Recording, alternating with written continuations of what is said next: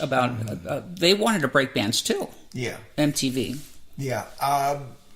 So looking back at that, so it's safe to say that all of a sudden radio saw MTV as an ally to actually be even more definite about what their playlist was going to be, because if all of a sudden, let's say the Come On Feel the Noise is on heavy rotation, that's right, then all of a sudden you're going to put Come On Feel the Noise on heavy rotation also? Or was there like well, these guys are getting really saturated on MTV, maybe we can hold back on Come On Feel the Noise because it's getting so much airplay and people are going to get sick of hearing the song so many times, on the radio, on television?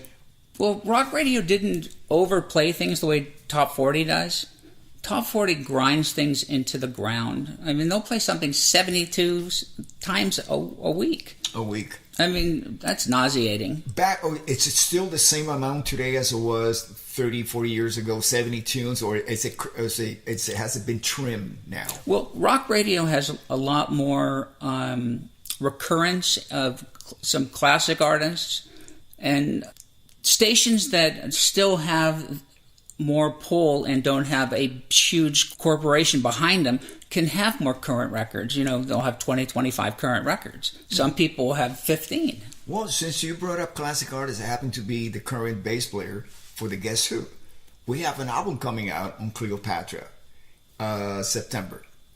And we're looking at ways how to, maximize the impact of our record release, bringing it to radio.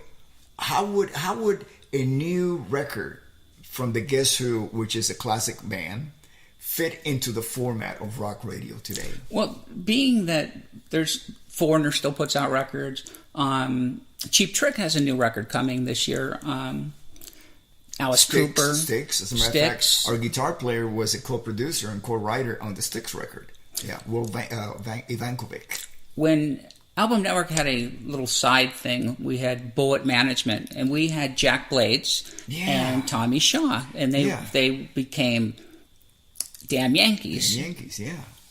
And the first band that I broke was Night Ranger, Sister Christian, #1 record. Yeah. I of course I know, Brad Gillis, because we were in Aussie together after Randy Rose passed away. And then Night Ranger toured with Quiet Riot in '83, so we've been really close friends, ever since.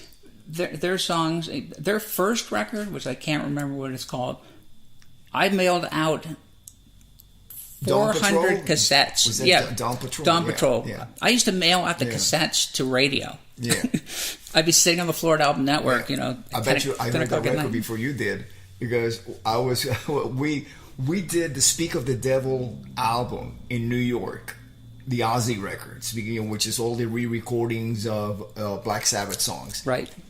August, September. I don't have the exact date off the top of my head, but in 1982. But meanwhile, I had already recorded some songs for the Quiet Riot Mental Health record. I had not officially left the band yet, but I had been working on the record. So on the flight back from the East Coast, Brad and I, we were like in the back. This is in the days where, if you took the red eye, it was pretty much an empty plane. Yeah. Back in 1982. So we were all in the back, spread out, and we started switching. He gave me the Night Ranger record, I gave him the Mental Health, and we're listening to it on our Walkman, and I'm going like, that is pretty cool, So I got to listen to it. I was really impressed with what he was doing at the time. Yeah, great record. When Mental Health came out, you were a part of like an unbelievable competition between Rat and Dokken and all these metal bands. They really, I know that Rat didn't care for like Motley Crue.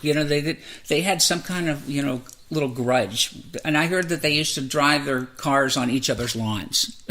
I have to say, one thing that rap, urban music has is that there seems to be kind of like they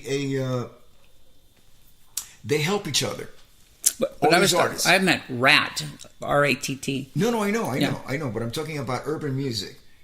So I'm just that came in late. That came in a little later. I know. But the model of rap music is like, for example, one artist breaks, they bring another artist under their own label or own management. It's almost like a pyramid thing. It just keeps building. And that builds strength. They're not really in competition because each one has a piece of the other. Fred Durst, that's what he would do. But whereas in the Sunset Strip scene, it was head-on competition with everybody. Nobody had a piece of anybody else. Everybody was on their own. And it was, absolutely. It was cutthroat. Everybody at the Rainbow in the parking lot at 2 in the morning. You were competing for the same strippers. Yeah. You were competing for the same fans. Absolutely. Fighting for a table at Ben Frank's. Yeah, exactly. So it was a huge competitive spirit, which in a way it made for great music. It made you guys better. Yeah, absolutely. It really did. So now moving forward to where we're at today, what has been the major changes in radio? Well, the major changes in radio is that some radio stations are pre-recorded. They pre-record all of their day's music. They go jockless, and so it isn't live. You don't have any kind of one-on-one with the jocks. I remember calling KMET and talking, to Paraquat Kelly and being able to, see them at events. And, KLOS is still a decent radio station. They mix it up. They still play some currents. But I miss KMET. That's where I heard you guys for the first time interviewed when your record first came out. You were on the air at KMET. Joe Benson? Uncle Joe? Yep. Oh, yeah, absolutely. It always helps so much, especially because if you're a brand new band, chances are that you're going to start in your own hometown.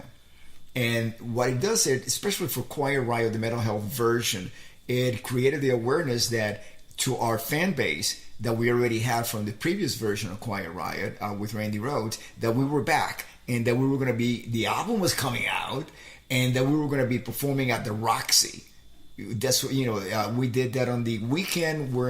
Because albums used to drop on Tuesdays. Yes. So it dropped on a Tuesday. That weekend, Friday and Saturday, we played at the Roxy 2 shows each night. And actually, it was recorded for Westwood One or one of those, to use later. Yeah. And being on a local show, oh my God, that's the reason why we used to, every time we arrived in a city that we were touring at, performing at, we hit the morning show. We would drive overnight, park in the parking lot of the radio station, get off, go and talk to the DJ, just bump up the show that we were doing that evening, even if we were an opening band. That was so important because some bands, they don't want to get up early unless you have to work when you're a band. And I always tell bands, people ask me, what's the biggest piece of advice you can give me? Always be nice.